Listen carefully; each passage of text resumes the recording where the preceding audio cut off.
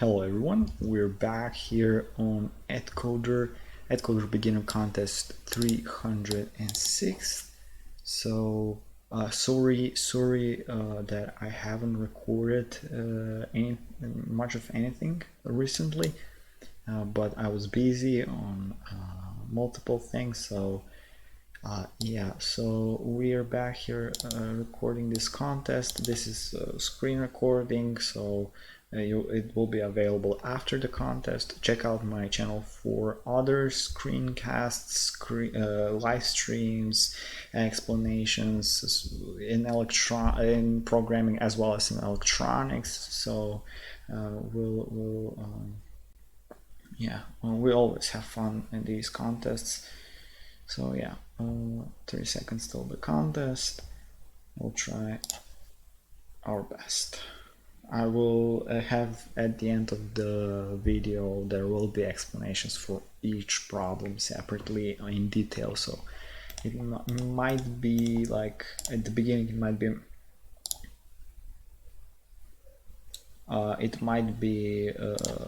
so I might not explain every problem, but here, so the first problem, I don't even need to.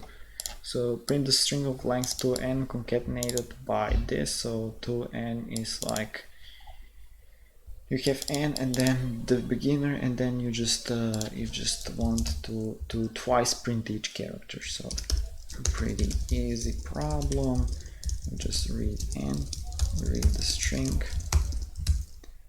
We go for the string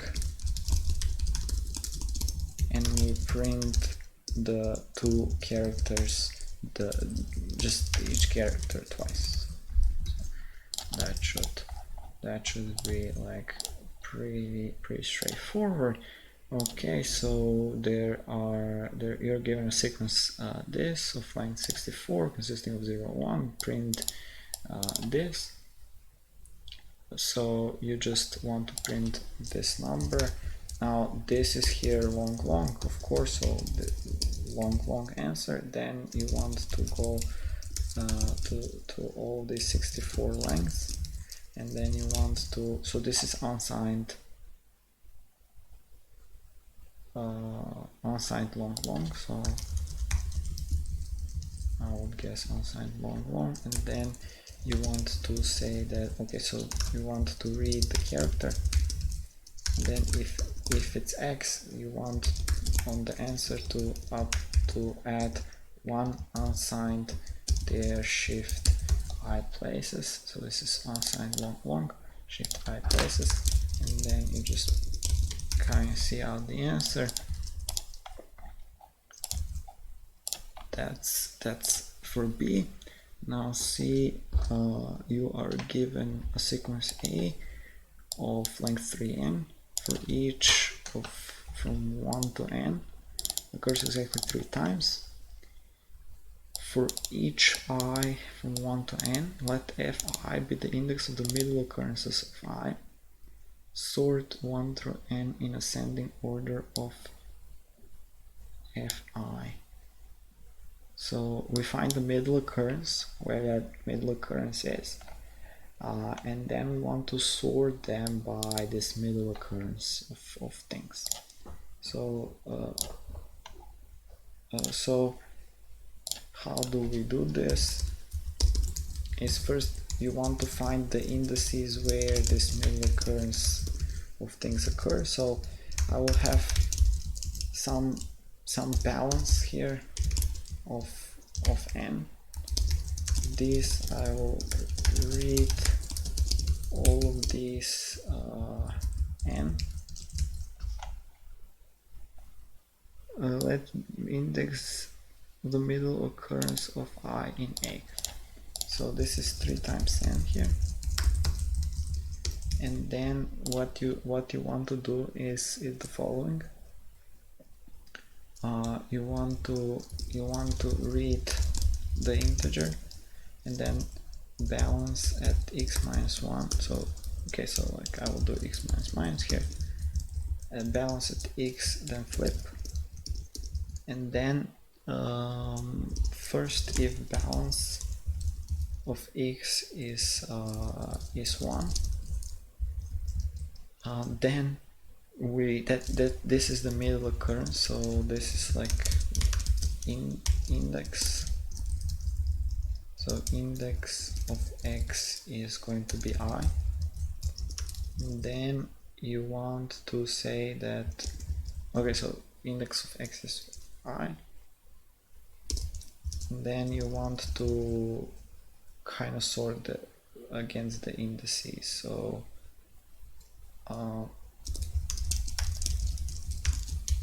so I can just create an order here. I can fill it with this. I can sort the order using a custom comparator.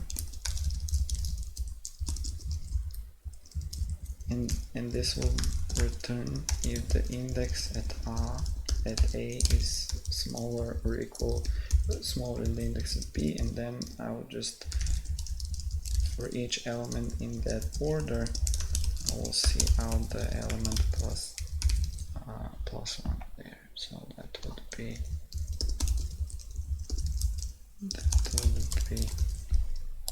it.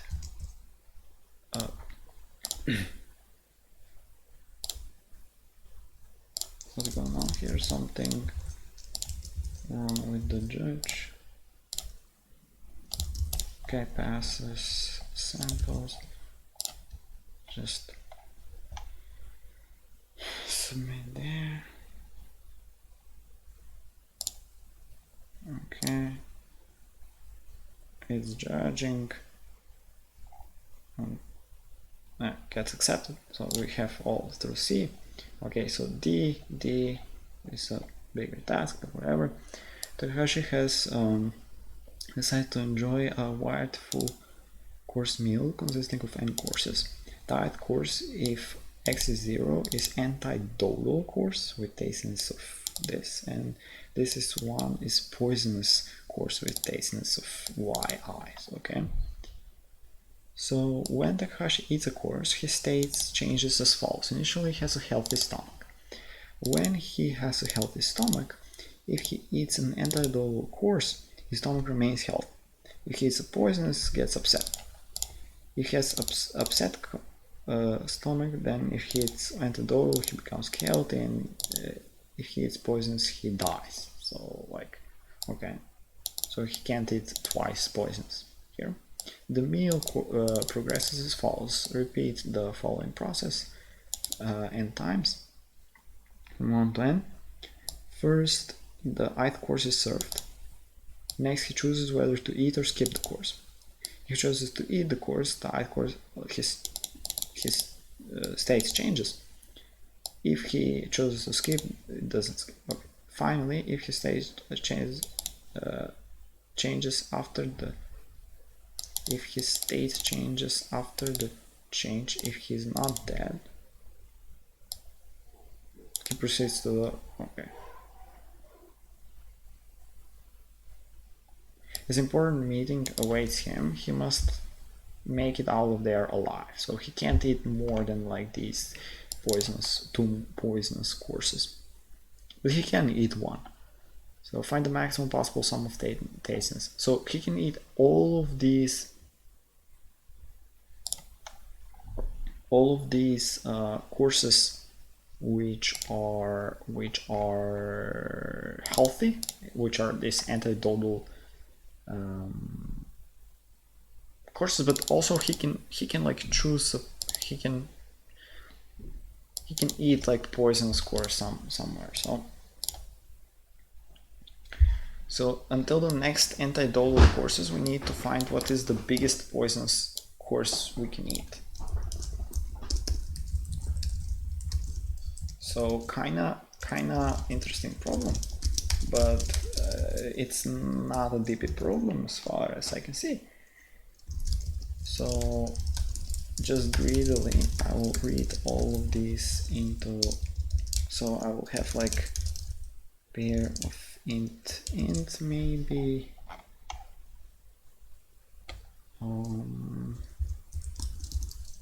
don't forget that the answers courses that the answer must be long. So let me just first read the courses.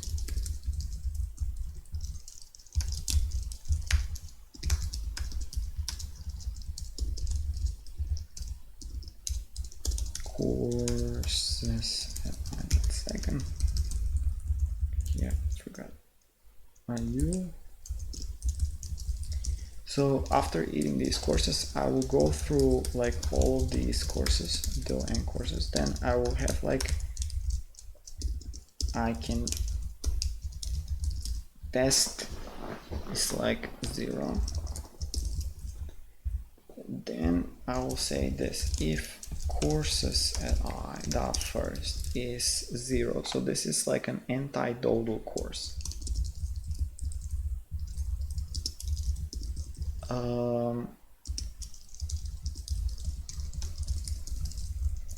If I have some course to eat, then the answer would be to eat that course.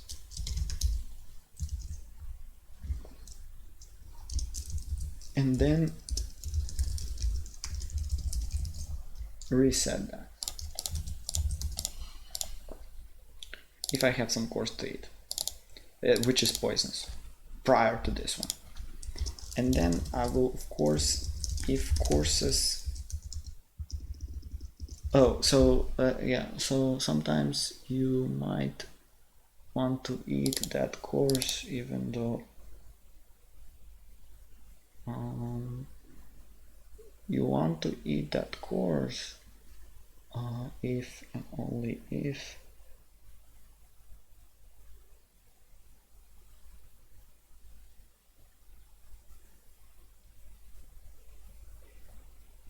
maybe,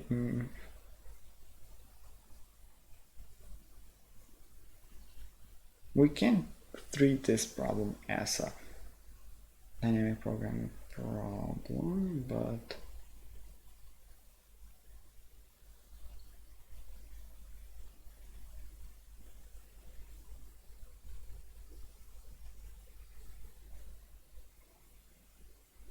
it's easier to treat that problem as a dynamic programming problem, right? I mean, greedy solution will partial like work, but dynamic programming is probably easier. Just like have n vectors which have like two, whether you have eaten non this like, yeah, so 0 means like you haven't eaten a poisonous course, so it's healthy, your stomach is healthy. And then 1 means it's not. So if courses I dot first is 0, so it's like healthy, I can either, so I can maximize dp of 0 with dp of I minus. Okay, so I need to start by just saying that dp of, if courses at 0 is if courses at 0 at first is 0, so it's healthy, then dp of I of 0 is dp of I of 0 is courses at 0 second, else dp of 0 1 courses at second, this, right? So this is our base case, and then we want, if this is healthy, then it's this here, it's either from the previous position where it has been healthy plus courses at I dot second, so plus whatever we eat, or at the previous position that is unhealthy plus whatever we eat. Now, one thing is this umax function that we need to kind of implement here.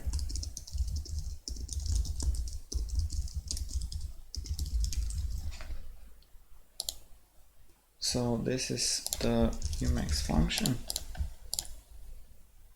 Okay, and then you want Umax of dp of, so else is like this is unhealthy. So unhealthy is if it's healthy. If the previous is healthy, then we can eat that, of course. Or we can just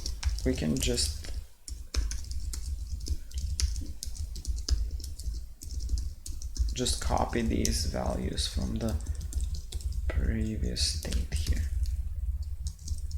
And then we need to see out the maximum from dp of n minus 1, 0 and dp of n minus 1. Kinda this should work. This kinda works, so let's just submit this and go to the other. So best performances. Okay, so let's see. Okay, it's still judging. Oh, it's wrong answer. Really? That's weird. One wrong answer.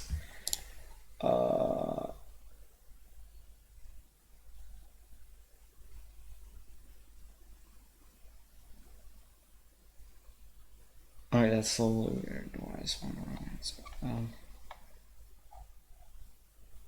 Am I overflowing something? Oh, it can't be.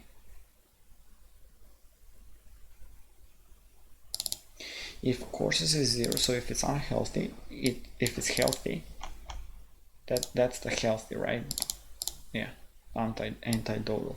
So that maximizes either with this or with this here, healthy. Then that maximizes with the, if I skip this meal. So this is if I skip the meals. This is if I take the first meal, if it's like this, course first is 0. But if it's dodo, I can only take it when like I'm anti-dodo. I can only take this to make myself like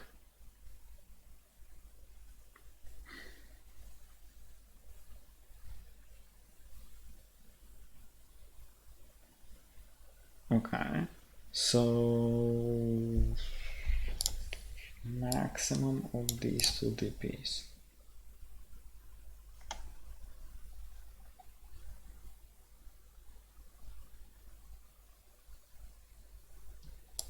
He makes it out there alive. So that's the thing, find the maximum possible sum.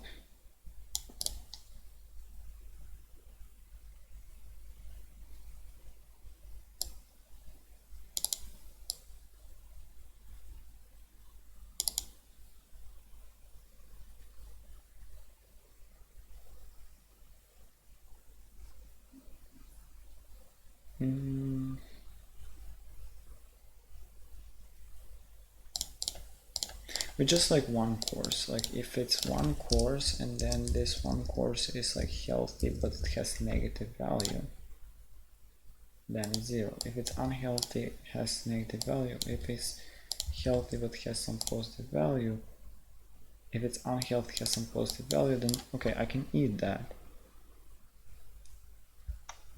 Because if he's healthy, he gets upset stomach, so like okay, but still he eats it.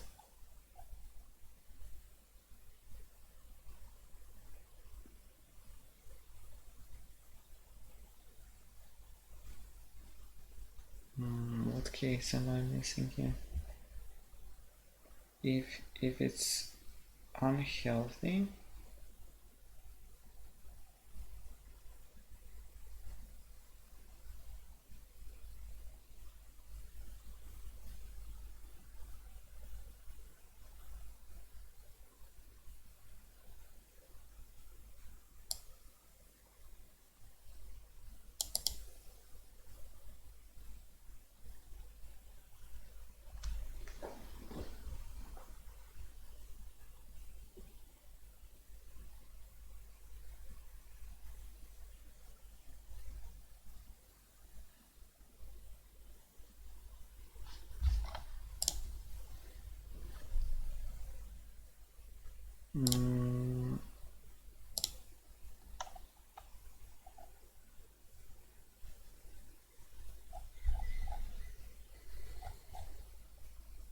how's one case? This is some one case where my solution.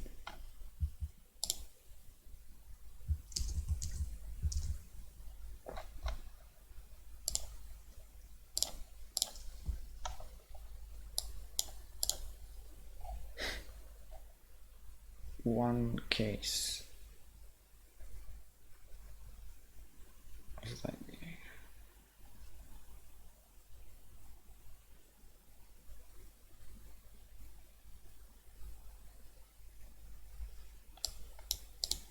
Well, technically this has to be maxed here, right? Technically. Because you might not eat the first course, so why would you eat the first course if, like, I mean, yeah, that could be it. That could be it. So okay, we have a sequence A of, so we're waiting for the judge here. Okay, gets accepted. The sequence A of n of length n, initially all terms are 0, using integer k given in the input, we define a function f of a, so some function on this array.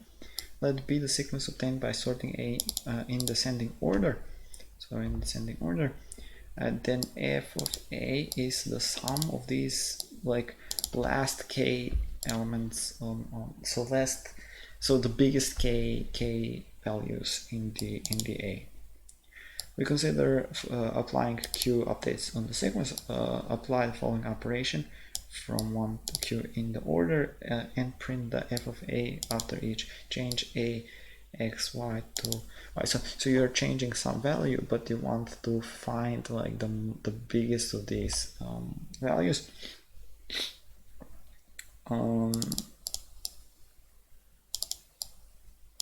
Yes, the biggest k, the sum of the biggest k values here. So this can be done with a lazy segment tree.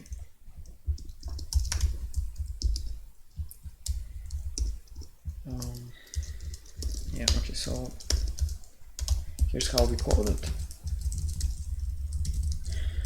Here's how we code it. We first need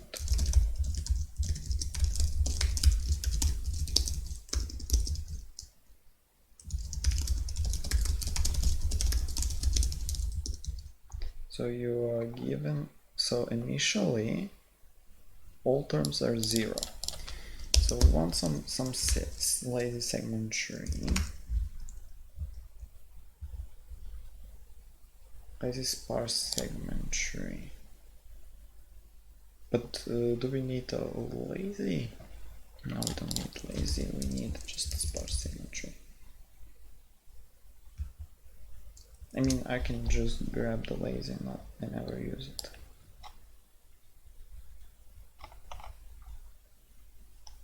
But also we need to binary search on this tree as well, so I will have to modify this tree. So okay, so we have the value. So the value here, okay, the lazy doesn't really matter. The value here is 0 for all. Then there is something called count. So something called count is just saying that how many of these we have in count. Update, so there's some, like, count there, count plus equal C, then value. So value is just count times low.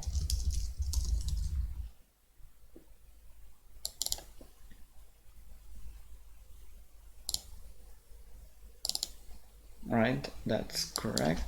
Apply we kind of don't need. Push apply we don't need because we're not lazy. We're not doing lazy propagation anything. But this is just the sum of these two values. If we want to merge them, then we have this. Okay, so push we don't kind of need push. We need kind of push, but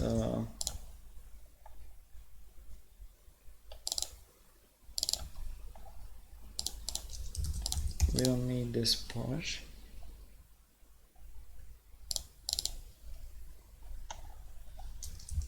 Update is this, so update x is this value here, and merge is this. That's cool. Query is okay. Push we don't need. If it's outside the interval, it's 0. Okay, so query we're doing something else for query. Actually, we're doing something else. We are doing the following. So we want to kind of to search for the k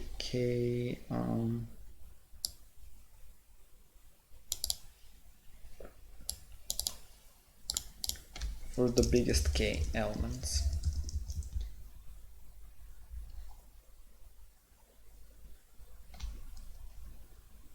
So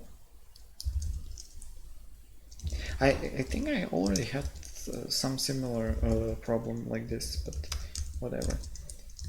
So we have some range from L to R, and we have some k elements that we're searching. And then we say like this: L dot value. So if so, okay, there is value, but there's also count. Count is should be as well here merged. So if k is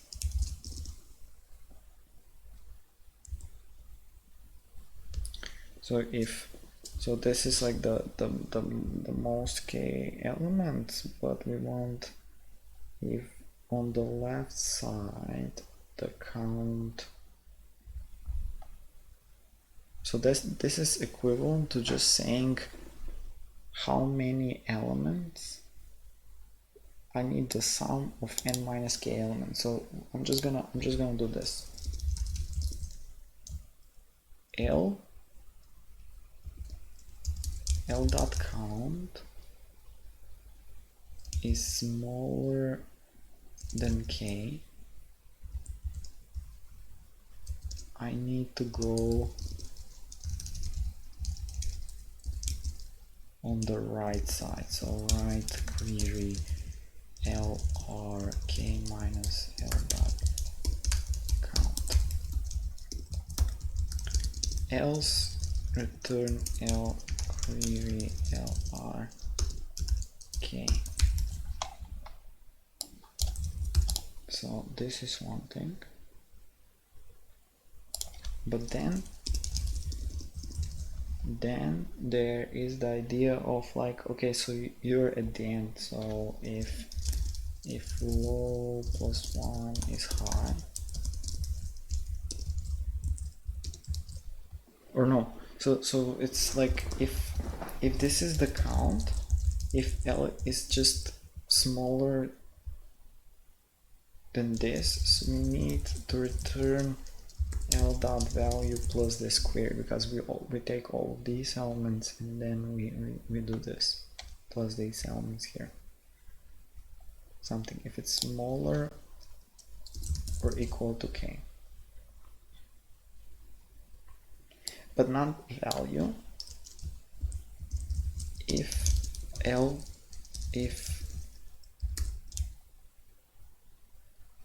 dot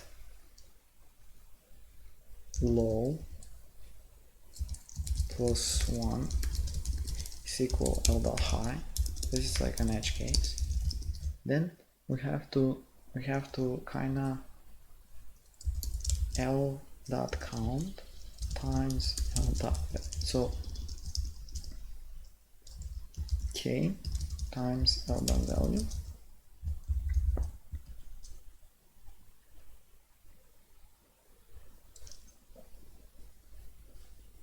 return plus R dot query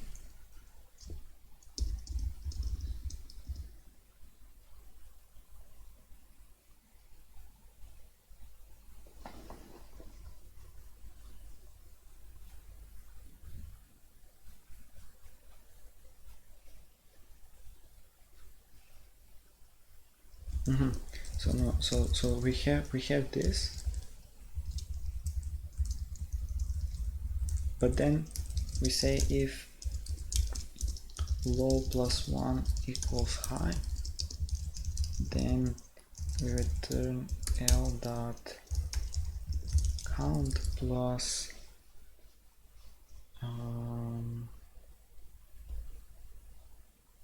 L dot count plus L dot value times K. Okay.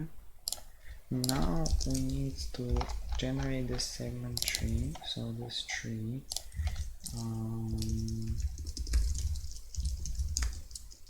we're gonna do something like this. And then we say tree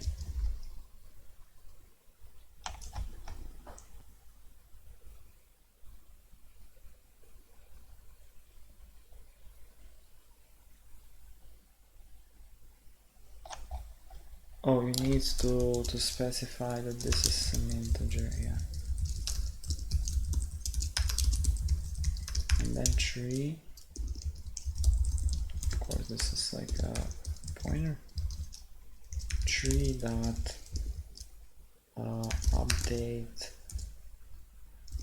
update 0 1 with like n zeros, so this like adds n zeros to it. Then I need to create this a of n array, and then we have int xy, so like xy, and then we say tree update x plus 1, no, a of x and a of x plus 1 with -1, tree update. So now it's like the new one, but with like a of x is like y now. This is +1, and then cout tree query from now here's the point, from 0. So L and R, I don't care about L and R, so I just care about like K. So L and R just doesn't matter in the query. It matters only K. So query, this is n minus K or something like that. So this is like, wait, this is like the sum.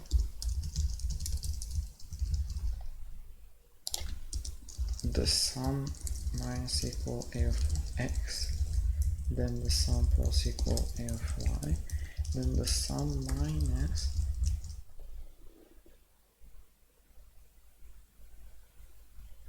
this.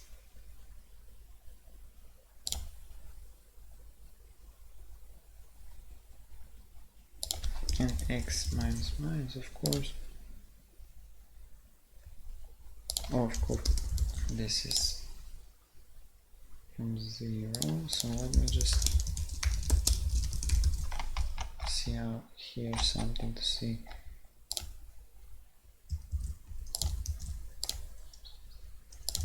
So when I update, something goes wrong. Oh, of course I need to push first.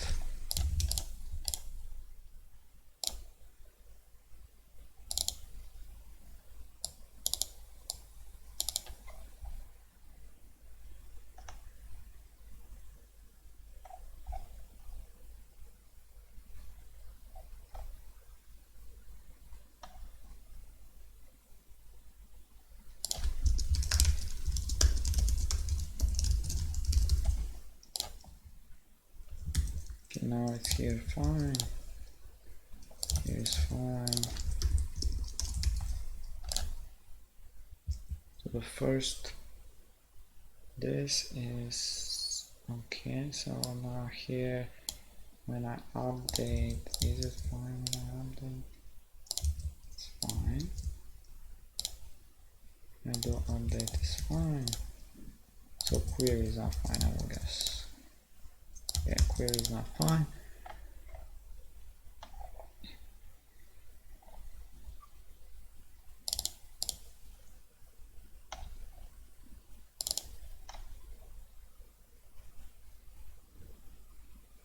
If this is the case, we just return the we just return low, not the value. We just return low times k.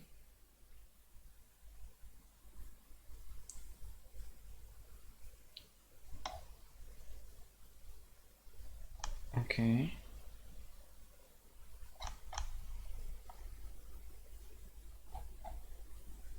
Low times k.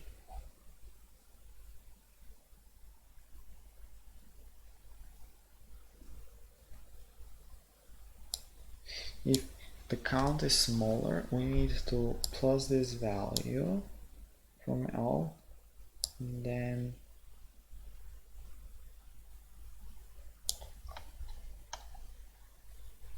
plus the query from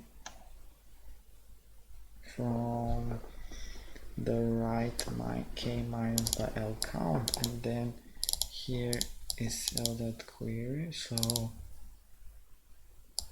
hello, so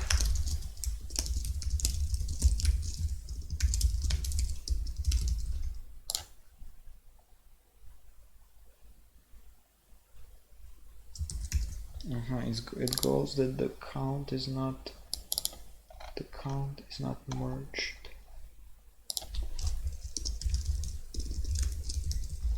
It should be merged.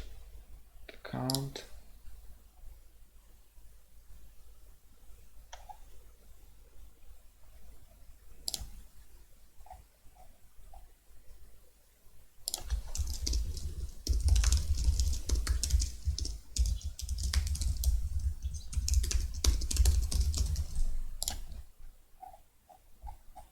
It's kind of zeros all the way, so why is that merged?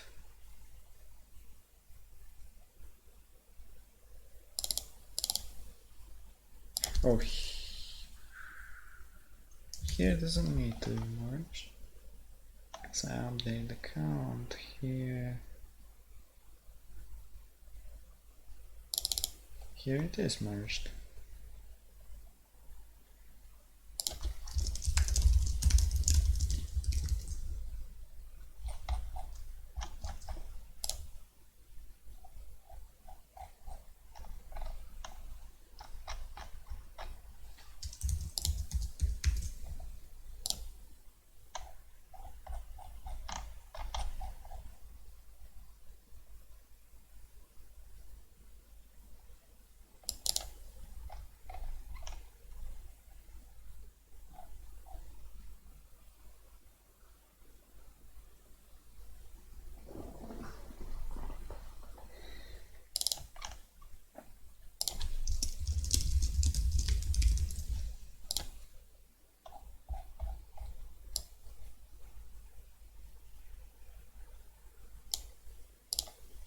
This is unbelievable.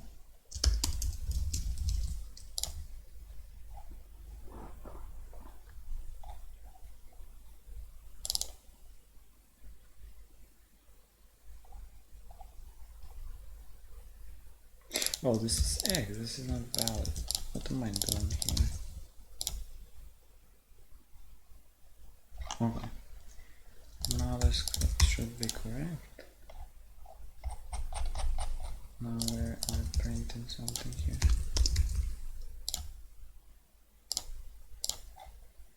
Okay, this passes for some reason, so let me just add -1 and see it fail.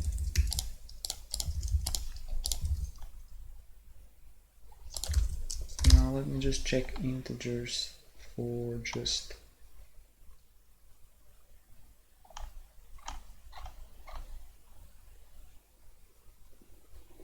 Okay, this should pass, I think so. Okay, for two sets A and B, the union of the sets is empty field. Let me just see here, waiting judge. Okay, it's judging, so that's cool. For two sets A and B, the union is an empty. We define f of A and B. Let's see, be the sum of the sequence of elements of the union sorted in ascending order. Take k this such that this is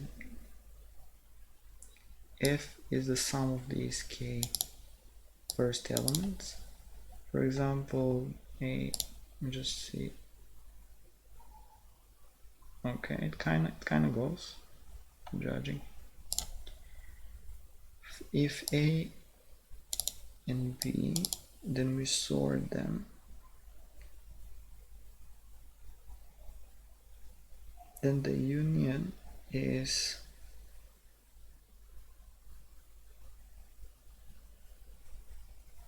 the C is this, okay, and then we take the first C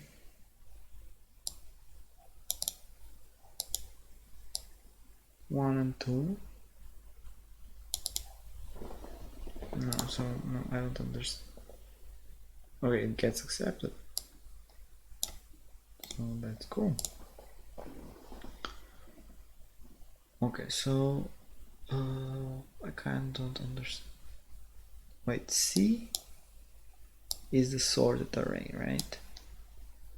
So A is equal, take K1, K2 to the size of A, such that A is C of K1, C of K2.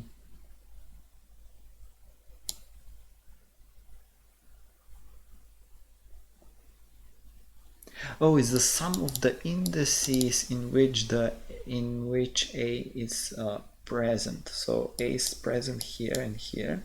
So the sum of the indices is 1 plus 3.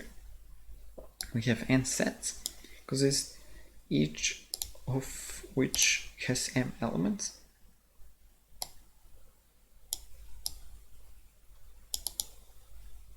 For each set, the set is defined as such. Here it is guaranteed that the union between the sets is empty.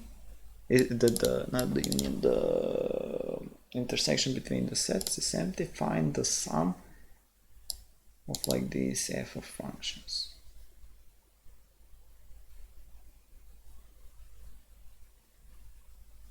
Kind of, it probably boils down just to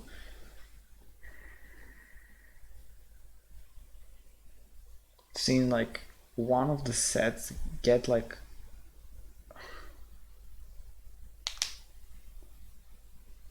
in how many other sets there are. Like there's contribution principle here. Alright, so it's straightforward contribution problem. Let me just refresh the standings and see where we are here. Okay, contribution problem somehow. F. G is interesting.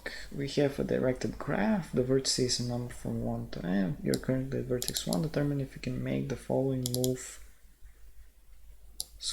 infinitely many times. So end up in vertex 1. Choose an edge going from vertex you're currently in and move through vertices the edge is pointing. Given t cases, solve each of them.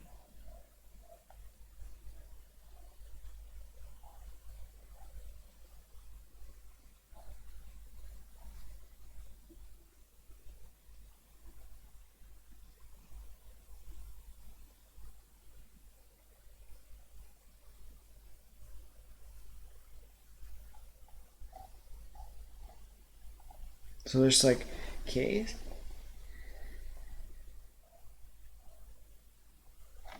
What you can do is you can kind of do it. You can kind of calculate this with like a power tower or something, like module or something, some specific module.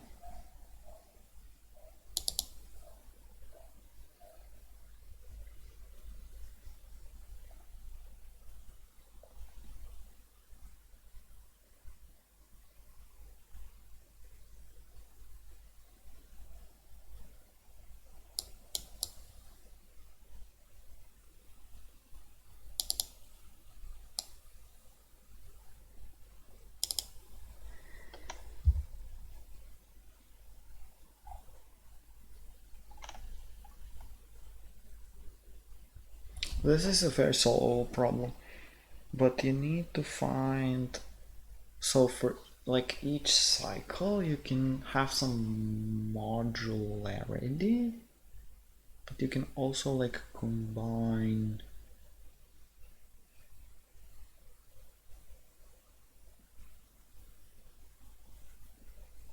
Interesting.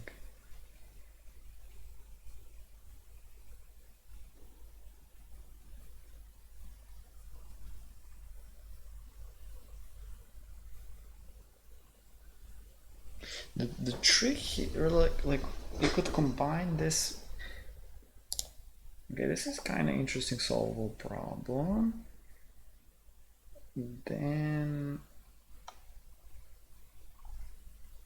EX is probably like very hard, but this is just like modularity here, something.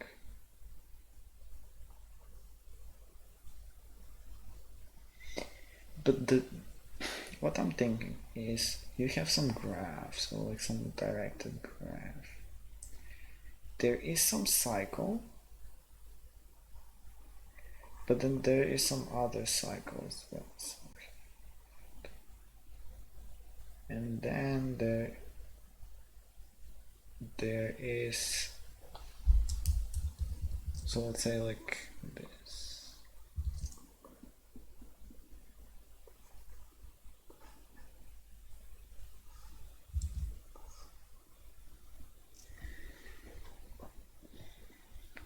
So technically you would go through these edges here, you would go only once, kind, right? Or maybe not. Maybe not. Maybe we'll go actually many times these edges. So I'm thinking like, then like these are some cycles here. So you have some congruency applications here. So something like, okay, you have let me just, did my camera just die or something?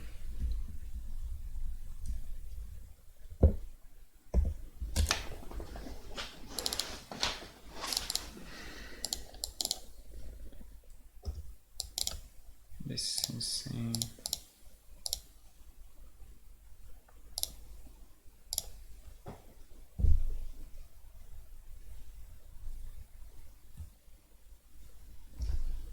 Yeah. So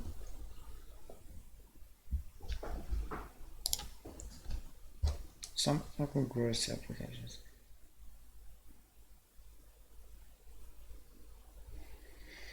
The cycles I'm going to get are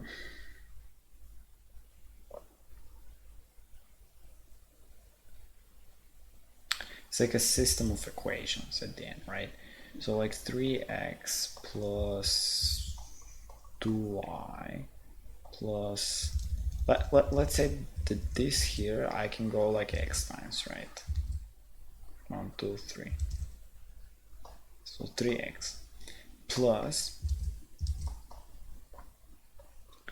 then here I can go 1, 2, 3, 4, 5, 6, 6y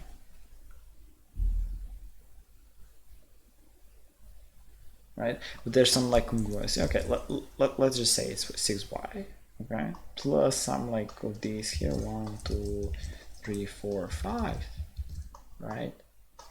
And then I can repeat this z times. And then you want to check whether there exists x, y, z, and some other things that in the end it will be like congruent to 0 modulo this like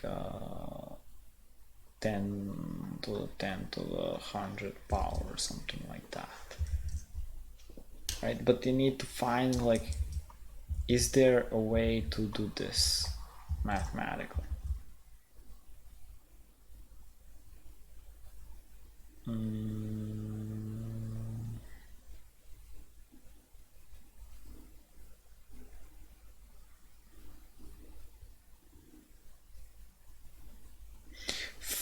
Solving this is probably really hard, but just proving that it can be done is easy, I guess.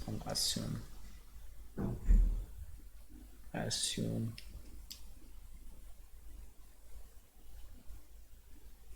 If there's an even line cycle, it doesn't necessarily mean that it can be done.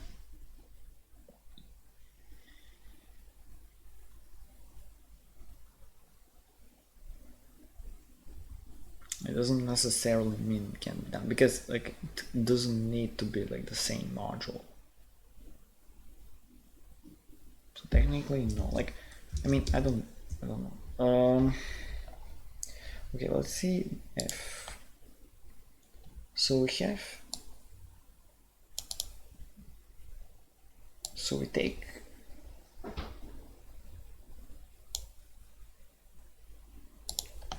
right, this is just like mathematics here and some like data structure problem f. It is a purely data structure problem.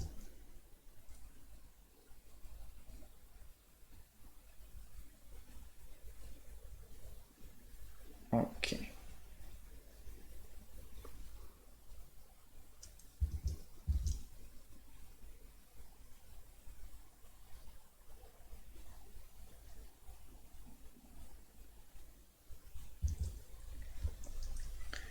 Let's say we have some array. So the contribution that one element like a of I will get, the contribution it will get. If a of I is somewhere here, so there's like how many elements are smaller than a of I? So in some like b of I sense, if this is some function, right? So this is some function, this is like equivalent how many elements in B are smaller than a of I. Okay, so that we can do easily with a sec tree, okay? Or with binary search or whatever. Now, the next thing is, okay, we have this a of I here, right? Not only in B of I, of course, but we have to see like this plus like I. So because we have like a of I elements beforehand, we already know that. Okay. Okay.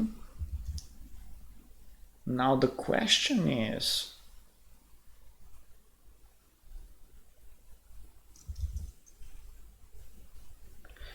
there linearity? So now the question is, if I put not only B, but if I put everything here, is there linearity? And I believe there is linearity here. I believe that there is a linearity here. So we can kind of work it out. Okay, so here J is like all of them are bigger. So we're gonna put all of these sets here in some segment tree, and then we will query out for this set, but I think there is a linearity. I mean, I don't know. It's maybe just hard to see, but I think there is a linearity here.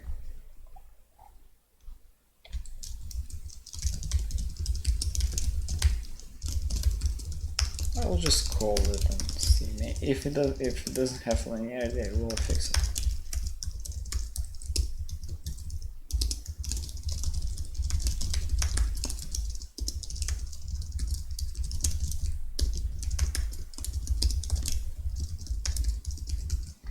I will copy the same segment tree structure here, but the query will be a little bit different. So.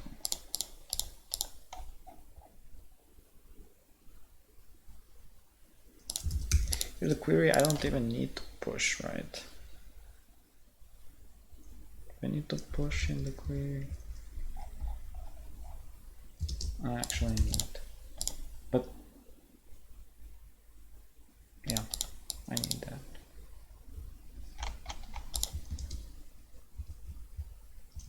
So I think it's this. It's okay. So we have this. Also, the query is from L to R. So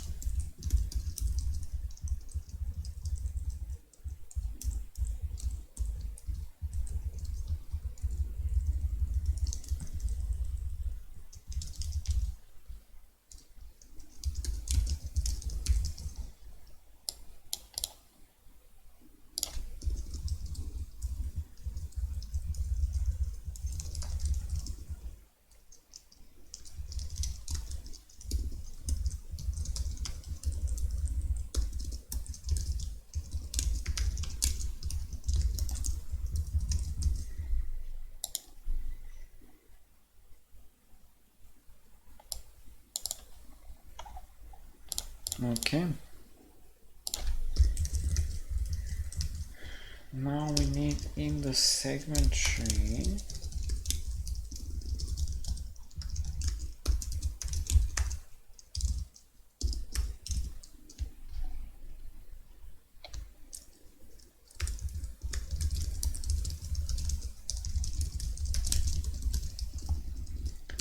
we'll add for each set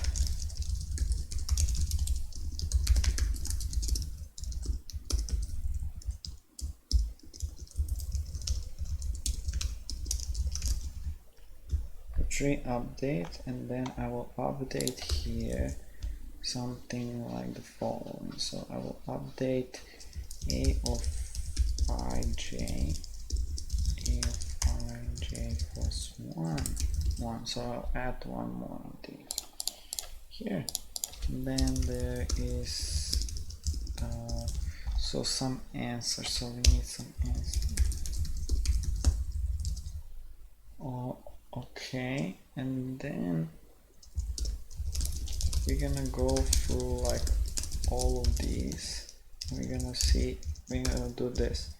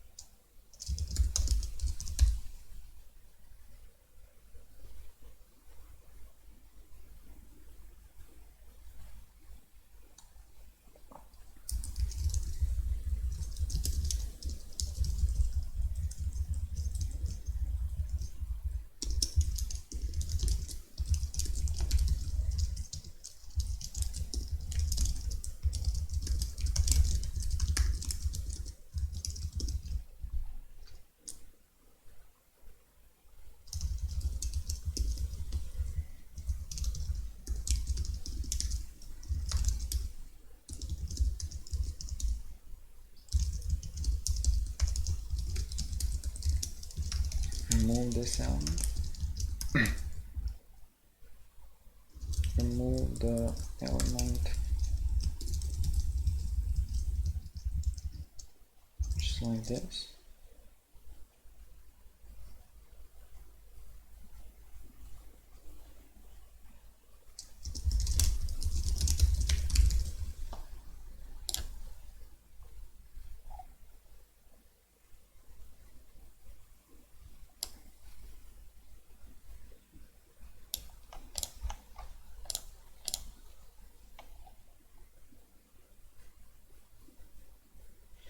So 1, 3.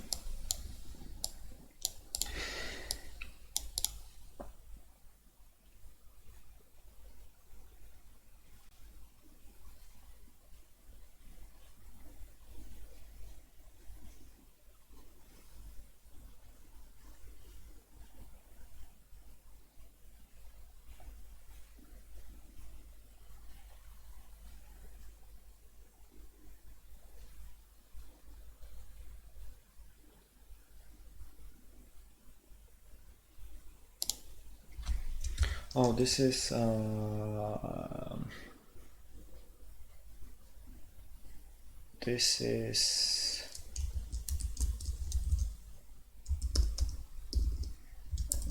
this is kind of J, but it's not J. It's like J times n minus I times n minus I or something. N minus I plus 1 maybe.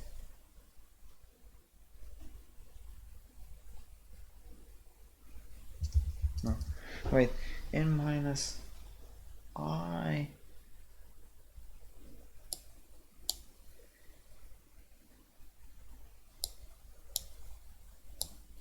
if I is 0, then we want to add 2 j's.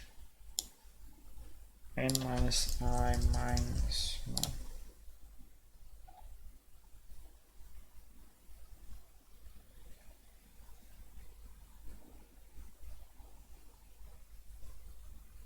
N is 3. Then this is 0, then I add 2 j's.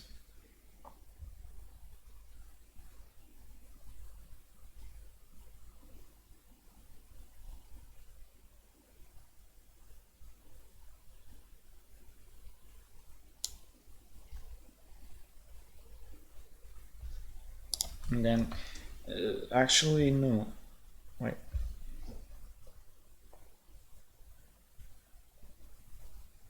this with this,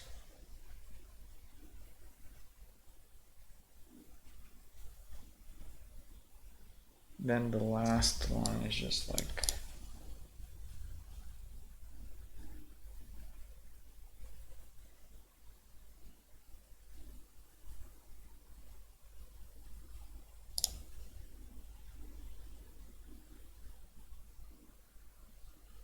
last one is I don't even care for the last one, right?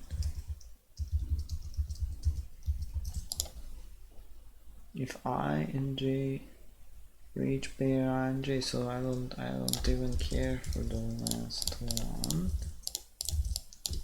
Now you can just simply do that.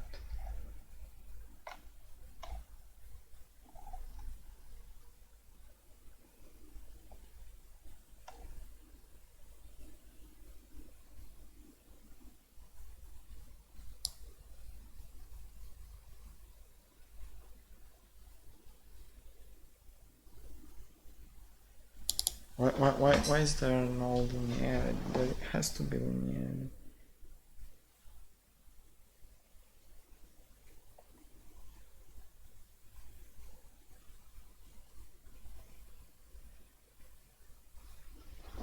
It has to be linearity.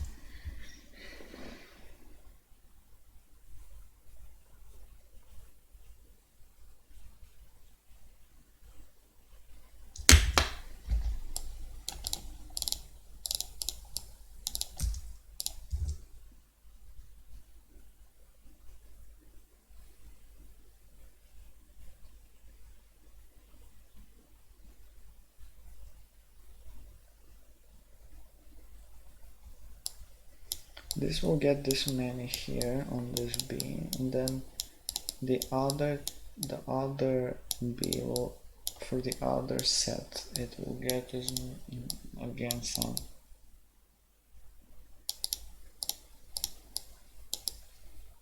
some B's from the start. Then for the other set, it will get again some B's. No, I'm not sure.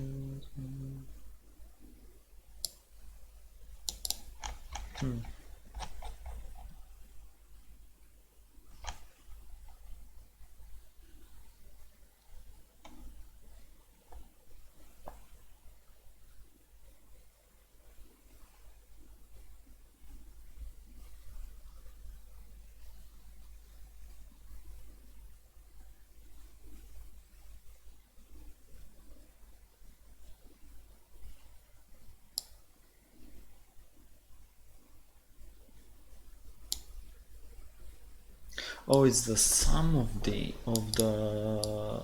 well, yeah. So for each of this, it's fine. It's the sum. Like for each of this till n, then we kind of go over how many of these.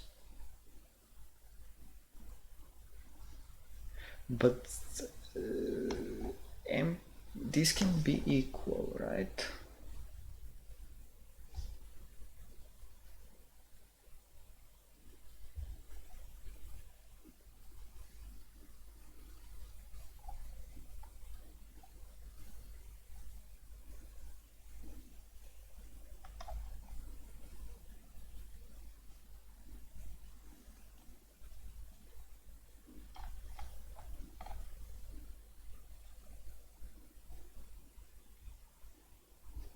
Yes. This has linearity. This doesn't really matter if it has linearity.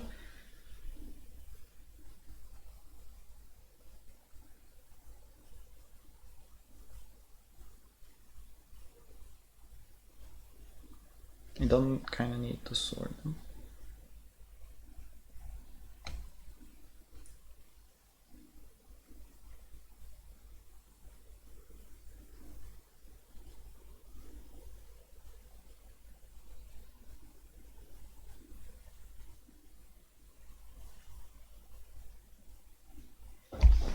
Are they equal here?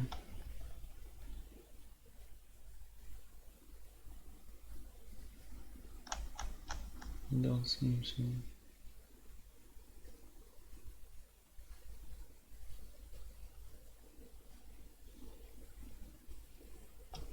Two sets. So this has linearity.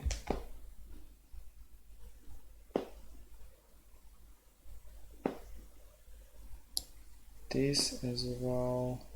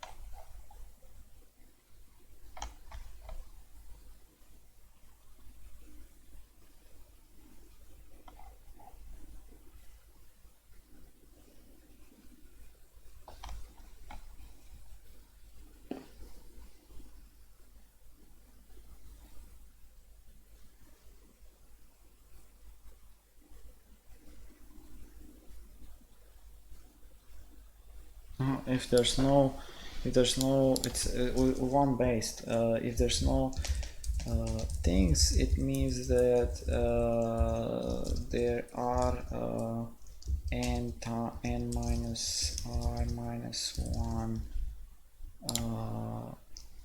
plus things that I need to consider.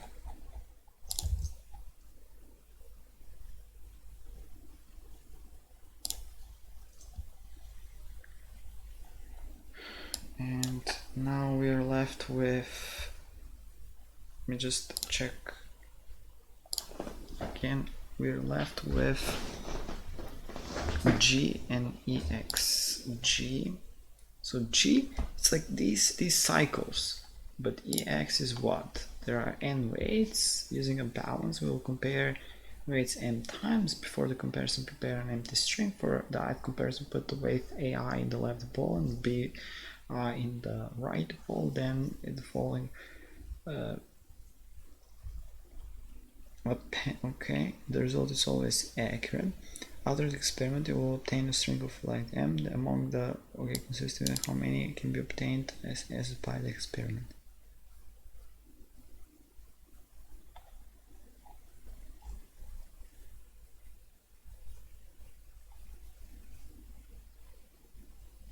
Of length m, how many of s can be obtained by the experiment before the comparison? For the ith comparison, put. So for the ith comparison, we will do this, but then we can shuffle the ith comparison. So is the mass of the weights in ascending order.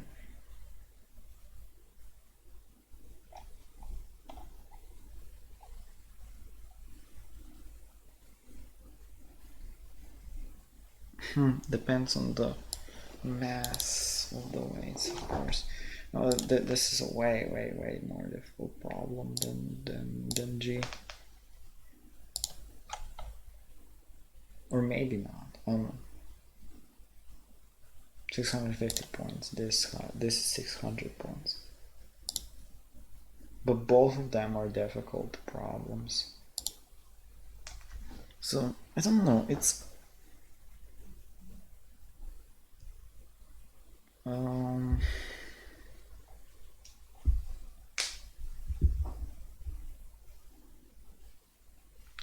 these cycles are just weird.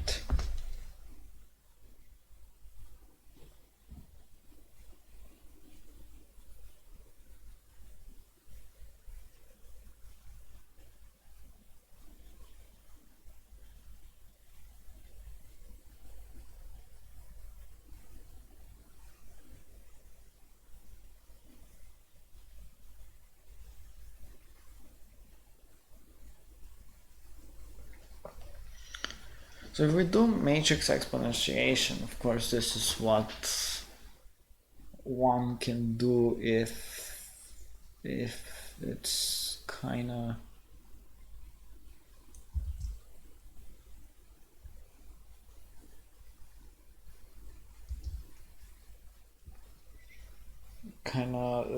easier problem to check if that's possible. One can do matrix exponentiation, but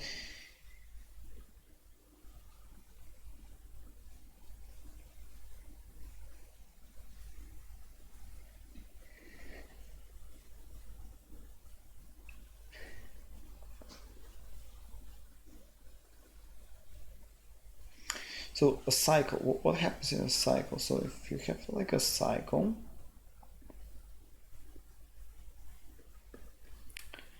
you have something here, then you can add plus something. So technically what you have is some x plus the length of the cycle times k. So the length of the cycle times k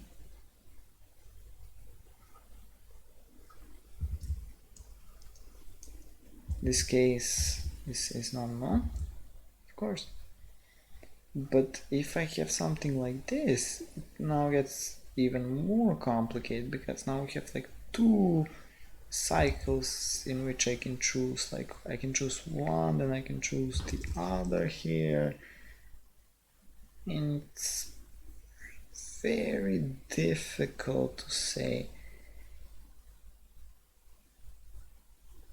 Is there linearity here is my question, so it's the weighting judge. Is there linearity here to this question?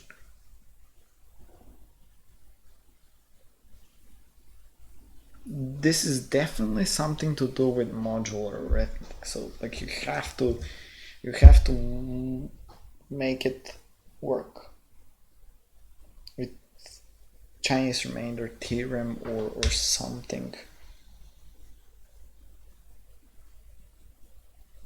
So you have all these equations for each cycle, and then you find like Chinese remainder theorem, and then you say, does the Chinese remainder theorem have the same modular remainder when this is repeated like 10 to the 100 times? It's like pure mathematics, just pure mathematics.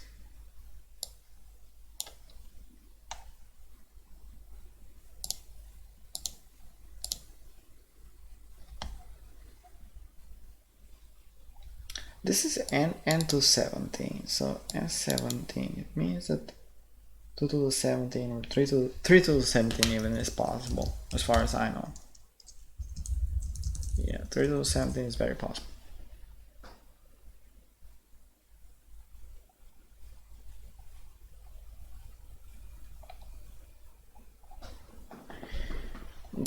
Permutations are possible. Is it? No, it's not possible.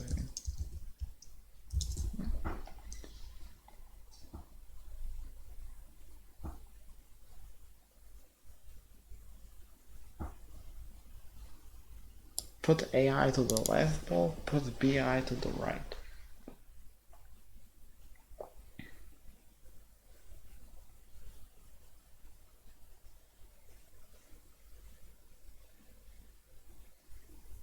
Because n is 17, you could have 17 different values. Technically, what you could have is like 17 to the power of 17, right?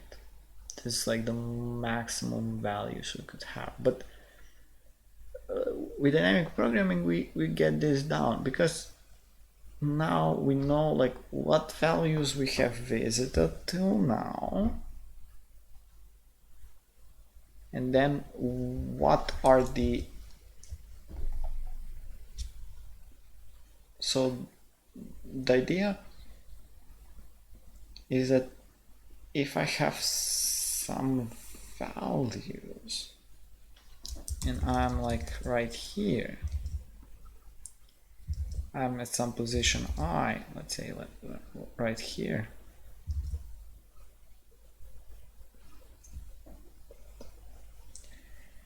and now my value is like some x value. I'm like, I know that under x I have all of them somehow visited, so I can make all of these comparisons under x.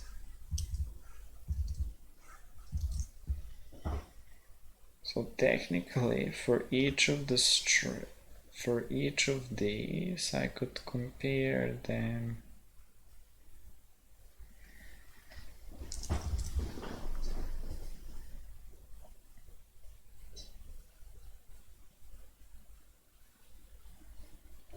So I have like this depend of the mask. This is what values. So what values we have till index e minus 1. Till index I, let's say like this. What values we have till index I, on which index we are,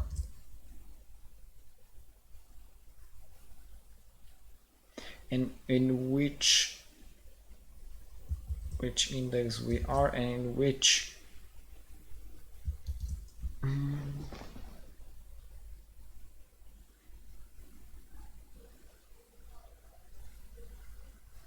in which index we are, but like the problem is that the string is like n squared, right?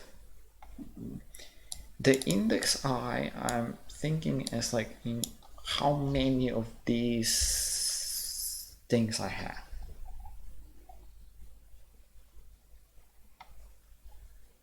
But then also I have to consider like also all these m things here.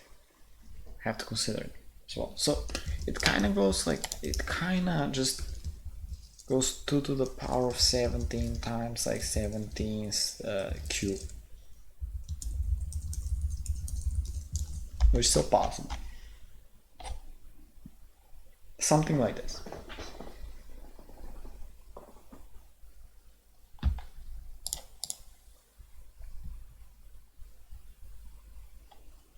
It's still possible. I don't know. Let's see. It's still judging.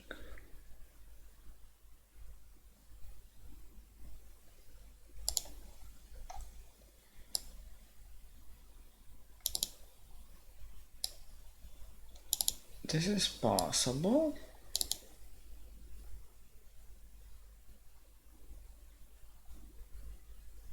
We can repeat values, of course.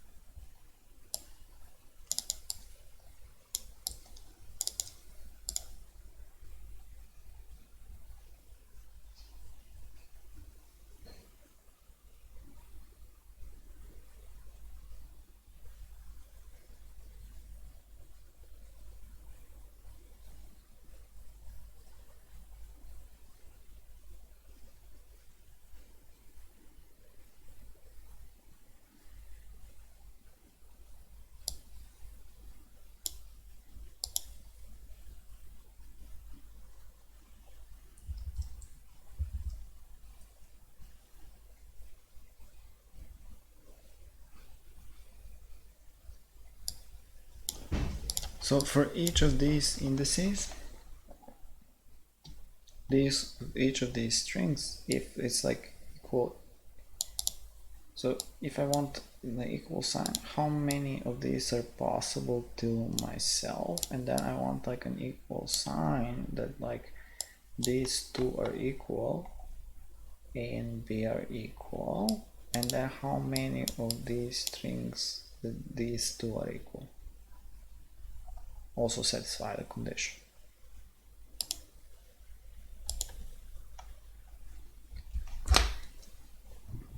So if I have an equal sign, there's some amount of strings here that 2 and 3 are equal, and this will satisfy the condition. How many strings are there such that this is true?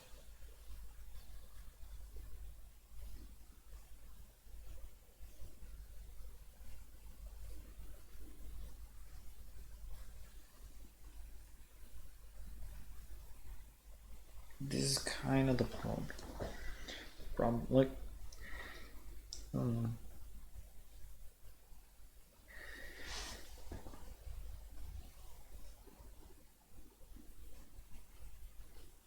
I have some smaller. So what does this say? This says that we have some graph and we kind of have some connections that says this is smaller, this is like equal, and this is like smaller. But now the question is,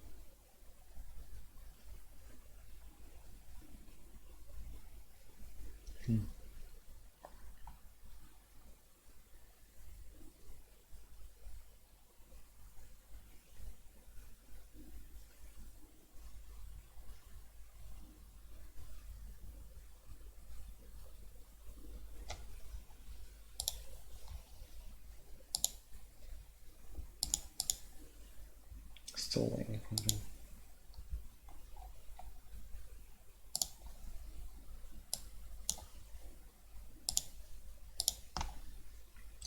I don't know.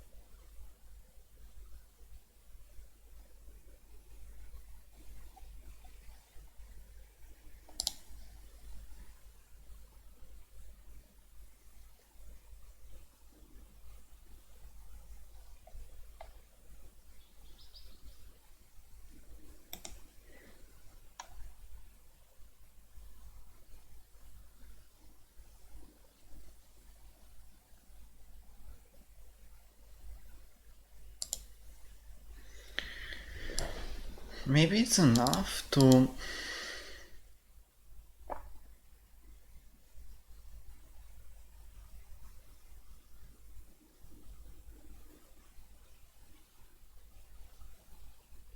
kind of check to some like smaller values. Something.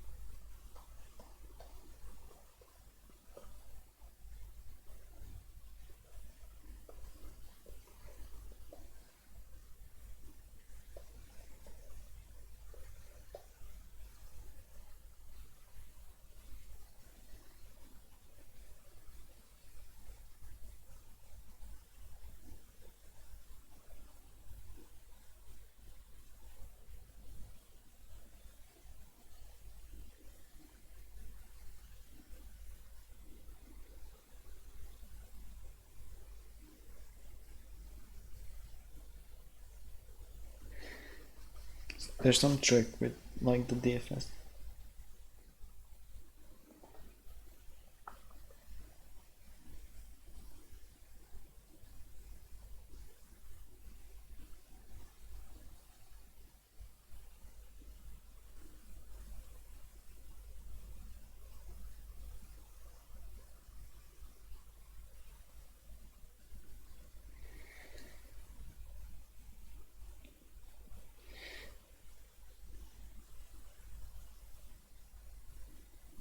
Maybe you push like a BFS.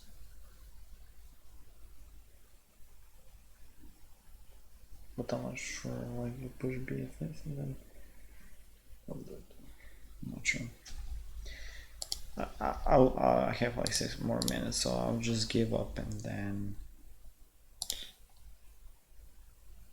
Oh, we have TLE on F. Oh, we have to fix F.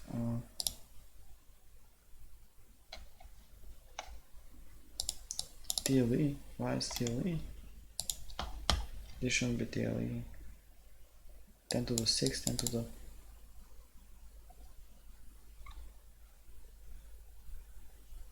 This should not TLE.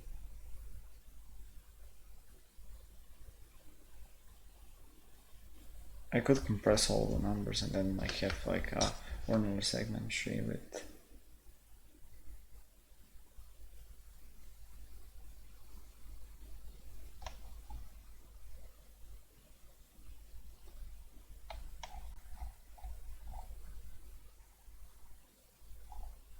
Probably all ordinary segment tree will be faster, I guess.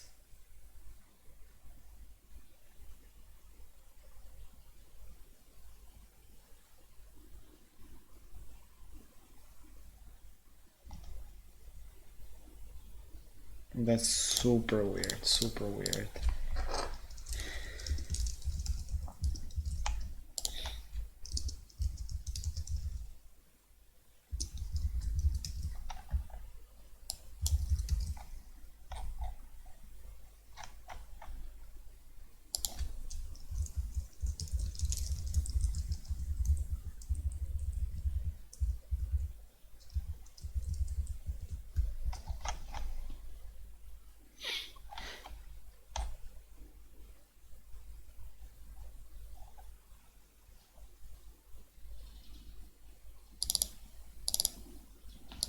That's super weird.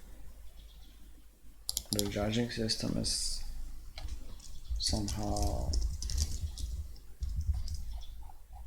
But I will need now to sort them, and that will be like.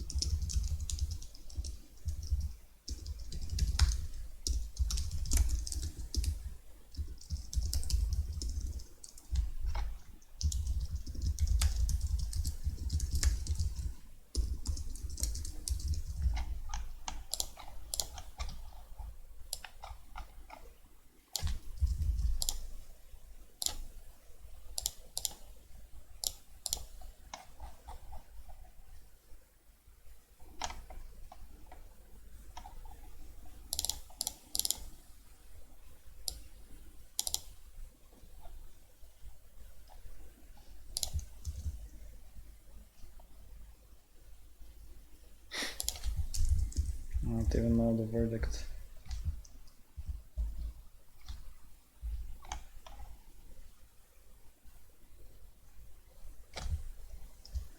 this tree is kind of slow.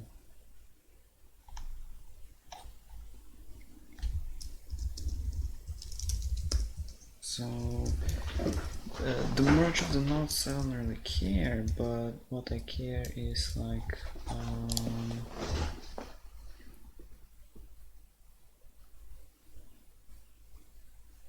yeah, actually I care about the merge of the nodes.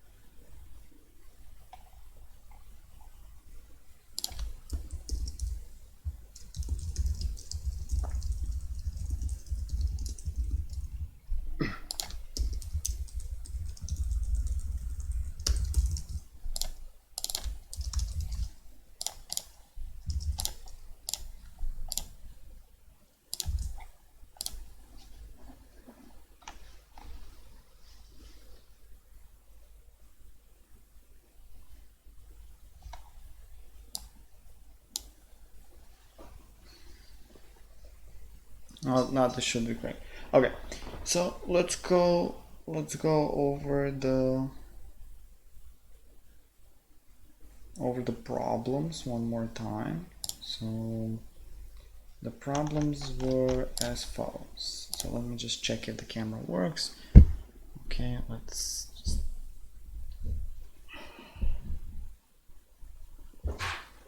okay. All right, let's go over the problems. Okay, problem A was simple. You are given a string and then you need to repeat each letter twice. So I just print out each letter twice. Go over the string and print each letter twice. Not a useful.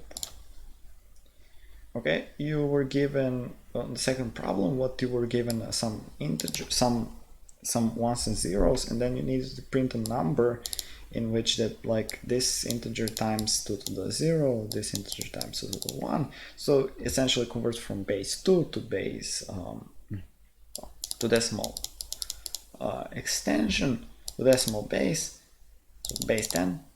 And then you were given this, but you had to be careful here because you needed to unsigned long to use unsigned long. And if like x is on, then we add this, we shift 1 I times to the left, and we go from 0 to 63 here. 64, but 63. Here you can see that like this is some like huge number, but here even if it's like 1 at the end, it would not be a negative number, but it would be like an unsigned, like a positive number, positive long. See, you were just given some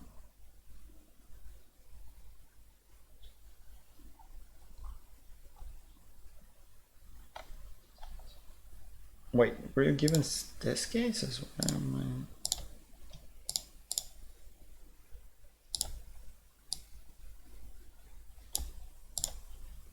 No, I'm reading G, not reading C. Well, wait, sorry. C. Okay. See, you were given some array with with length of 3n, where each of these from 1 to n occurs exactly 3 times. So this is guaranteed. And now you can see like 1 here occurs here, here, and here. And for each of these, you needed to print what is the second occurrence. So you need to remember the index of the second occurrence of each of these numbers, and then sort the index of the second occurrence. So this is the second occurrence of 1, this is the second occurrence of 3, and this is the second occurrence of 2. So, and you need to, in that order, print them. So what is like 1, and then like the second occurrence of 3 comes before the second occurrence of 2. So I don't even need to, do I need to sort? I don't know. So what I did is I had like balance for each of these, like 1, 2, 3, and I had where is that second occurrence, that index. And then what I did is essentially I remembered what so first I read this number, and then x minus minus, just make it 0 based, and I see if the balance is 1. So if balance is 1, it means that like I have seen this number previously one time, an even number of times in my case. So if balance is 1, then I remember this index. If not, I just switch the balance from 0 to 1, and vice versa. And so I could just like add plus plus here as well, but you switching this balance is just saying that like, okay, now I don't. So if it's 0, I will switch to 1, and then I would count it, but then I would switch back to 1, back to 0 again, and then so forth. So essentially this is just like finding this, where these indexes are, and then the order, I just create an array order, and this iota just like fills the array with like from 0 to n minus 1. So this is just like filling this array with like these consecutive numbers, and then I sort the order on the indices of A and B. So if the index in A is like prior than the index in B, I sort this kind of order, and then I print each element in the order. So this says that first it's like 1, then it's like, then the third happens here, then the second happens. Here it says that first the third in here happens, then the fourth, then the 1 here, and then the 2 in the end here. So essentially you don't need the order if you somehow push this in the, like if you have some other vector here and you push these indices, that would be the same idea without like this order. So it will just like have some other answer vector, and you will just push here in the answer, in which index that happens. I mean, which x is that. So I mean, yeah, you could solve it differently. You could solve this many different ways. Doesn't matter. DP, I use DP, but although I think you could solve this greedily, but you would need some kind of a little bit more difficult code. So my DP state is essentially like this: DP n and 2. So it's essentially what I'm saying is, to this index 0 or 1, 0 means I'm healthy, and 1 means my stomach is upset. And from this so for each DP you kind of want to get the previous DP. So from the previous, so there are a few cases here that you need to either you skip this meal, so it means that whatever I got through the previous DP where I was healthy, and I just like remain that healthy. Or if I was upset, I just remain upset and I skip this meal. I don't care about this meal. But if this meal is 0, I can eat this meal, of course, and get healthy. So essentially, I will end up being healthy even if I was healthy or if I wasn't healthy, and I will have this tastiness of this meal. But then there is a case where, of course, this meal is unhealthy, it's poisonous, and I will get poisoned, but also I will only eat this if I was healthy. So I won't eat this if I was already poisoned, because I will be dead. So if I'm healthy, I will eat this, and become poisonous, and this is like maximum. I will maximize this. I can become poisonous. This is just saying I can, but it doesn't mean that I will. So like just like I'm saying this in the dynamic programming, but then at the end, of course, you'll just take the maximum of whether I end up being healthy or poisoned, because it doesn't matter. You would always survive in this way. So this umax function is just update maximum if this value is just like pushing by reference, and this is the new value, and if the new value is bigger than the old value, I'm just gonna manage just gonna update the old value. So that's pretty simple. Okay, what about E?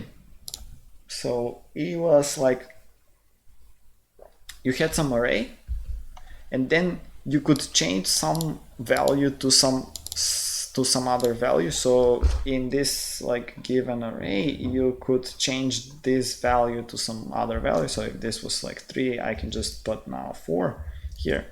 So this is like the query, and after that, after each query, you had to sort the array.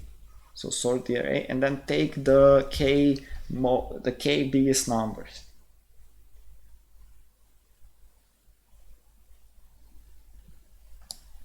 Sort the array in descending order and take the first k numbers. So that means just take the k biggest numbers.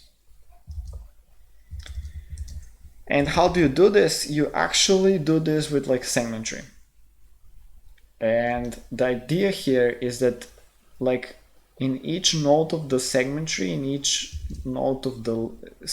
you will have like a segment tree for each node will represent a value. 1, 2, 3, 4, 5, 6, 7, 8, 9, let's say. And then so on and so forth. Okay. So let's say that I have this array 2, 2, then 5 and 6. 2, there's like 2 times. 5 is like 1 time, and 6 is 1 time. And I have this array. So all the other are zeros.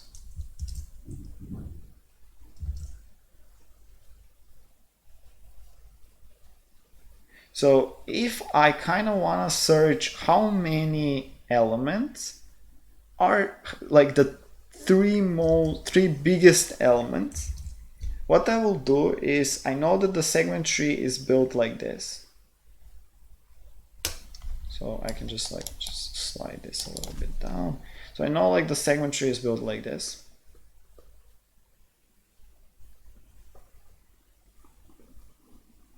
Let's say like this. Let's say it doesn't really matter. It's just like, let's say like this. This is a segment tree. Then what I can do is I can say, first of all, I want only, if I'm searching for 3 numbers at the end, I'm actually searching for n-3 numbers at the front. So I'm searching for 1 number at the front here. So what I'm doing is I'm going through the segment tree, and I'm going from the first node, and I'm saying, okay, is the left child of this first node? So this is like left child, and this is right child. So this is L and R. So if the left child of the first node has already this 1 count, then it has to be somewhere here. So this node has, this count has 2, this count has 2. This node here has count 2, because there's 1 plus 1, this node has count 2, this count has node, and this is like 4. We have like 4 elements in this array. And now the left child has already 2 elements, which means, yeah, sure, we go to the left child. Then this child has already 2 elements, we go here. Now this child has 0 elements, so we go to the right child here. And now when we're here, we have 2 elements here. But we're only searching for 1 element, and thus we say, okay, we can't go any further to the left here. We can't go any further down. But we only need 1 of these elements, so we just take 1 of these elements. And this is the way you do, like, this is the technique binary search over segment tree. over signature.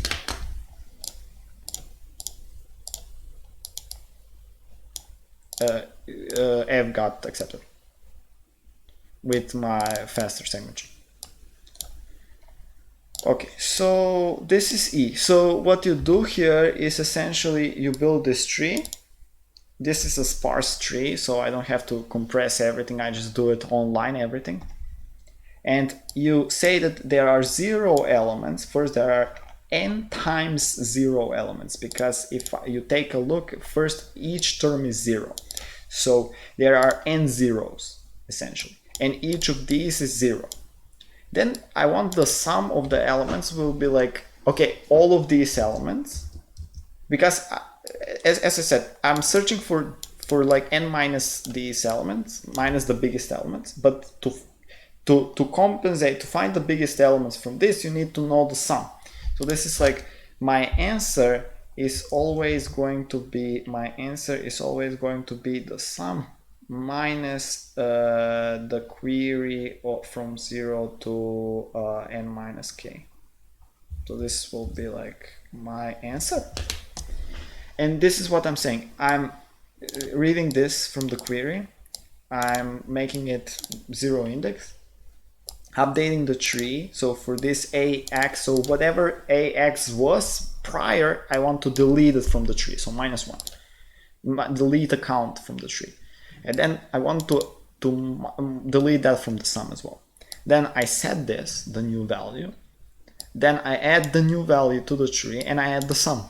So this is like this operation of delete and add. Okay? And then when we have this operation, what we want to do is just to see out the sum minus what I said, this query of n minus k. And this query is this binary search, what I explained. If it's on the left, we add on the, if like this left is not enough, we add the left, all of this left value plus our query, or if it's like enough, we just go to the left. This is the update function. This is pretty straightforward. I already explained this in a previous video, so just go there, check it out.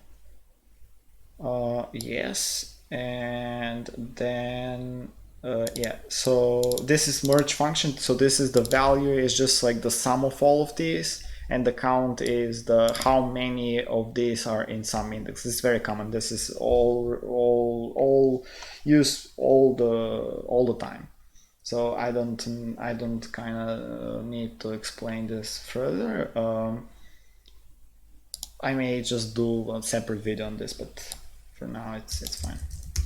Okay, so F, the linearity, like to prove the linearity on F it's not that simple, but it's very intuitive. F has like very intuitive thing here. So F is like very kind of difficult problem at first to understand.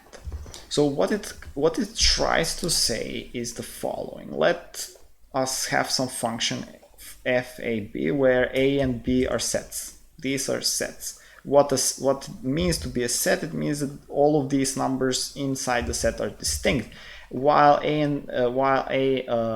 intersection B is like empty, so everything is distinct. This kind of doesn't really matter. Yeah, it kind of matters. Yeah, it matters. But you could get away maybe with like some mathematics, even if that's not the case. But let's say it's that. That's way easier. The problem is just way easier like that. So what you see here is so how do you define this function? Okay, so we have like two sets and we put them in some function and we get some value out. But what is this value? This value is essentially we make union of these two sets. Let's C be some union of these two sets. And then this union will contain like some element from A, let's say some element from A, then this some A1, A3, let's say, and then let's say that this contains, then there's some element from B, then there's some element from A, then there's some element from B. Let's say it's like this. And now each function f of A of B here is like saying I will sort these. These are already sorted in ascending order, like that. So it essentially says, okay, I will take, when they're sorted, each of these has some index here in this new array. And I will say that, okay, for each of the A of A's where they are, I will sum up their indices. So it's like 1 plus 2 plus 4. That's like simple. So that will be our answer. Okay. Okay. So that will be our answer. So when we sort this array with A and B combined somehow, like inside something, we sort this array and we say, okay, the indices of, we take the sum of these indices here. And what you can notice is that, here, one observation is that for this A, let's say, well, let's say for this A, his index is exactly equal to how many B's are in front of him. How many B's are are smaller than him. So let denote G here, some function where A2 and like some set B. So this is some set here. Are like, let's denote this function as each BI is the sum, it's like this, the count of BI such that like BI is smaller than A2, so this here is smaller than, and BI is like inside B, right? So for each BI such that like, and this is like the sum of all of these BIs. I should do like something like this. BI such that BI is smaller than A2. So like this is AX, let's say. Smaller than this AX. And BI is inside, of course, B. And this is like how many of these do exist here. This is like the count of them. So, okay, so actually, like if you think there's only one BI here, this is small, but you have to add the two A's that are smaller than him as well. And one more thing, you have to add that this is not 0 index but 1 index. This is what actually like took me a while to understand. And this goes like, okay, the two A's plus the smaller B's and the smaller A's, and this is because like this is like the index equal the one indexing or something. That's what I was trying to say. Okay, and now the trick here is that, okay, so you have this function, and this is very easy to compute if you just once compute it, but you're asked to compute it. You're asked to compute f of s of I and j, so some sets here that are given in the input for each I smaller than j, so for each like pair like that. This means that if I is like 1, then j would be like 2, 3, 4 down to n. Then if j is 2, then if I is 2, then j will be 3, 4 down to n without 2 itself, so you don't overcount things. But you have essentially this kind of thing, and then essentially this function makes it super hard to compute, right? Makes it like really difficult if you don't know, like if you don't see this linearity. But what I'm saying by this linearity all the time. So what is the linearity of this function? The linearity of this function is essentially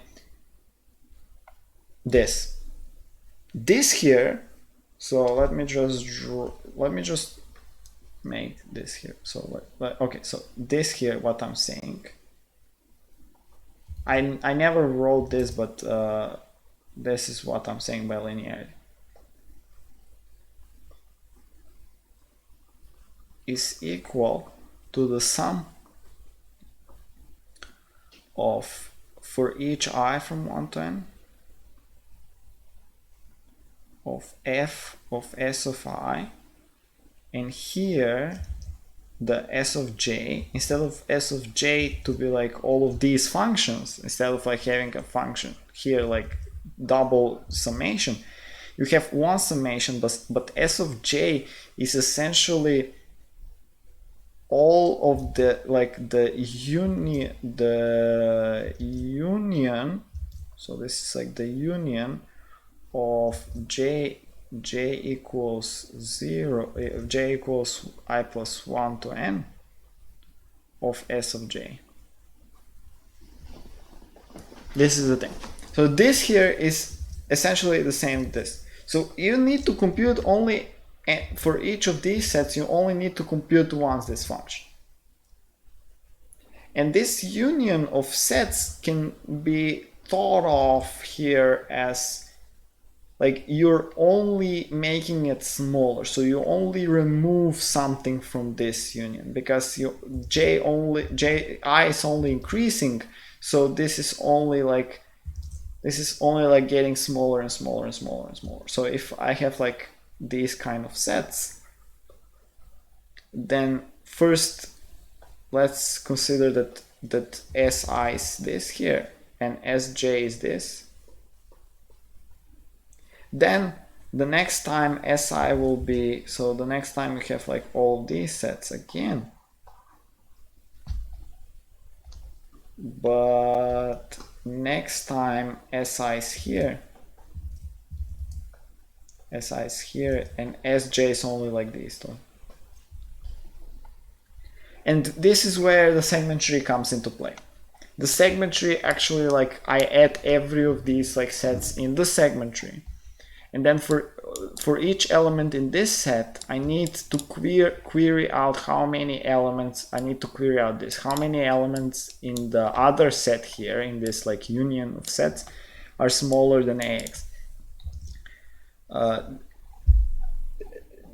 Now here what I'm doing is, first I'm compressing each element, so I don't deal with from 1 to the 10 to the 9, but I deal with actual like very small elements from 1 to m times n. And then when I compress these elements, then I can really work with the segment tree, and just like I add all of these elements, not including the first set.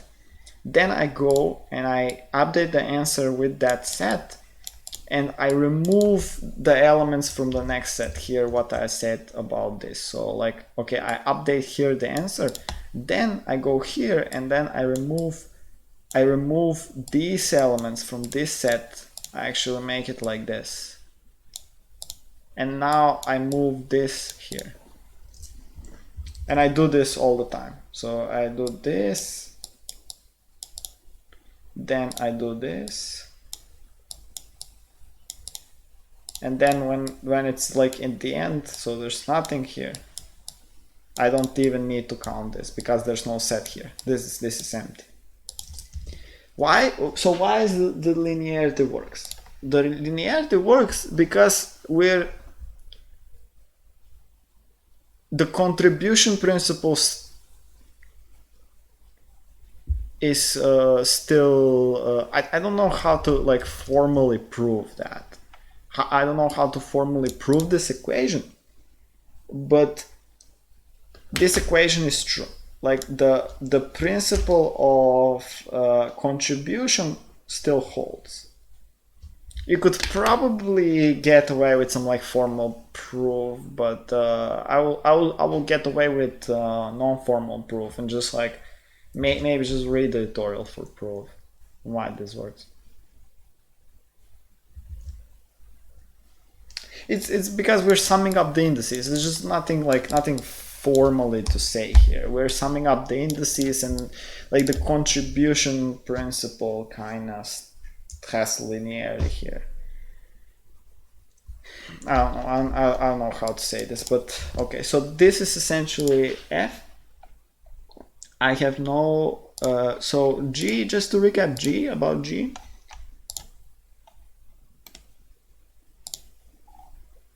Is about G. You have some graph, and you need to go from vertex 1 to vertex 1, but you need to do this operation exactly 10 to the 100 times. So you need to choose an edge from this vertex you're currently at and move to the next vertex at this edge point. So essentially you have some, here I draw here some graph where you are here, some graph where you have some cycles, and you can use these cycles cleverly in order to exactly use this kind of 10 to the 100 times and return to vertex 1. Why you can't always do this?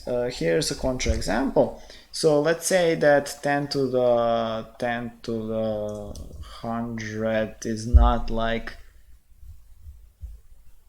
let's say it's not divisible by 4. So let's say, I don't know if it's divisible by 4, but if it's not, but let's say it's like 2 modulo 4, right? That could be the case.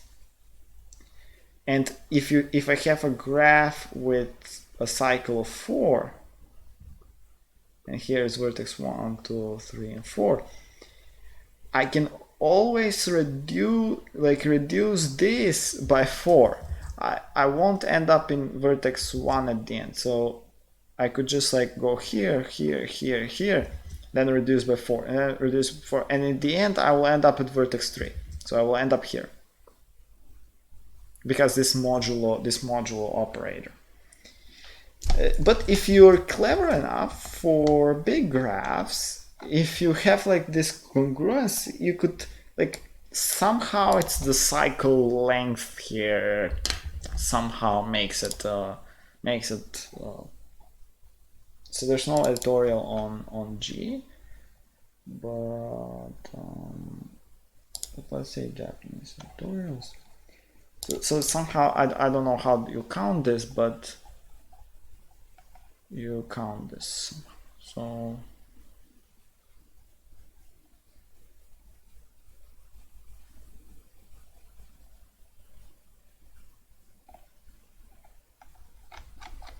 I don't know what does it say here. So it says the greatest common divisors of numbers contained in G. In this case, yes, the necessary and sufficient conditions for the answer to be of divisor.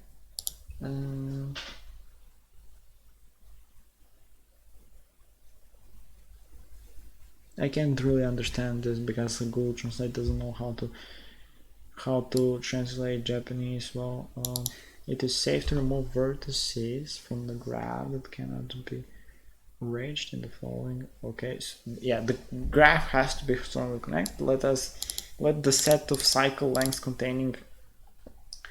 So yeah, so the set of cycle lengths, but I didn't know how to do this. So there's like, okay, so he's pushing some DFS with depth, and then he says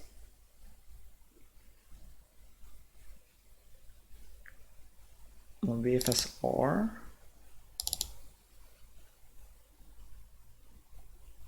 This is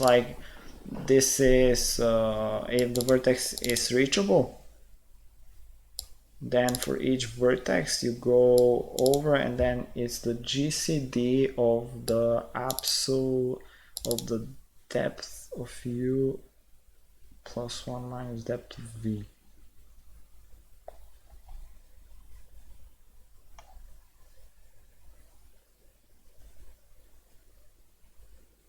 depth of u plus 1 minus depth of v.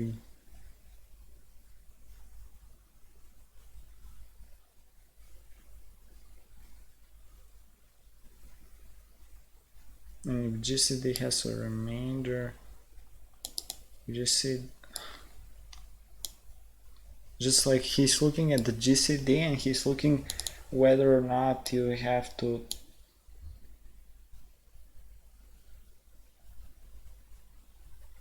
oh yes, because 10 yeah, of course, like 10 to the 10 to the 100 power, the only divisors that you can always get are just like 2 and 2 to the power of k times 5 to the power of k, and then like so you could only get 2 and 5 as this, and he's saying, okay, if the GCD of all of these things, all of these cycles, he's saying, if the GCD of all of these cycles are is